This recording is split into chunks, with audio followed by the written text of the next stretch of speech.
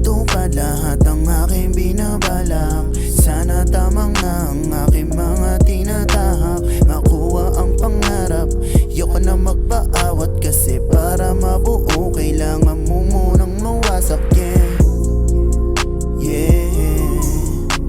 Sa bawat mga sugat meron kang matututunan.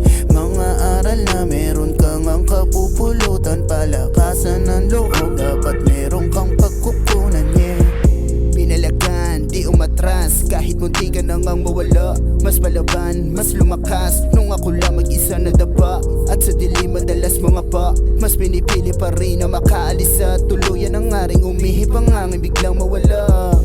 Kahirapan pa rin, pangunahing kalaban, hirap takasan. Dito na lang ba, laging tanong ko sa sarili, di ba sapat? Todo sagad, sakali pala ring umingi sarap. Patungo sa buhay na pinasarap. Dumating matagutom, taghirap, manatili na tunay at huwag mapanggap. Laging malinis at huwag magkalat, respeto pa rin pangunahing sangkap. Nilimot ko na yung mahinang ako, nilibot na nga rin yung bawat laro. Pero pakiramdam ay laging ligaw, minsan naisip na rin bumitaw. Naalalang biglang, di yun ikaw. Sana matupad lahat ang aking binabalak. Sana tamang na ang aking mga tinatahak. Makuha ang pangarap, yoko na magpaawat. Kasi para mabuo kailangan mo munang mawasak.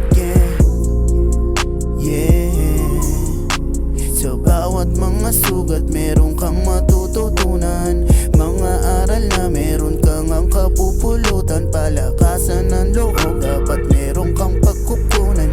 May mga araw hindi gumagana, kahit ganun di nawala ng gana. Di na uubos baka makachamba, katulad mo din akong umaasa magbago takbo. Yang kapalaran si pagalabanan ng katamaran. Kahit ano pa yan babakbakan, wala na pake basta magkalaman. Sikmura ko na madalas gumalam, kita naman kahit ano ginabang para nga makatawi. Di bumapayag na magpasait, naipos sa kita nagpapamanhid. Lalo tumibay di kaya noon, may halaga dati lang patapon. Hindi nga madamot pa nagkakaroon. Sana matupad lahat ang aking binabalak. Sana tamang na ang aking mga tinatahak. Makuha ang pangarap, yoko na magpaawat. Kasi para mabuo kailangan mo munang mawasak. Sa bawat mga sugat meron kang matututunan. Mga aral na meron kang ang kapupulutan. Palakasan ng loob, dapat meron kang pagkukunan.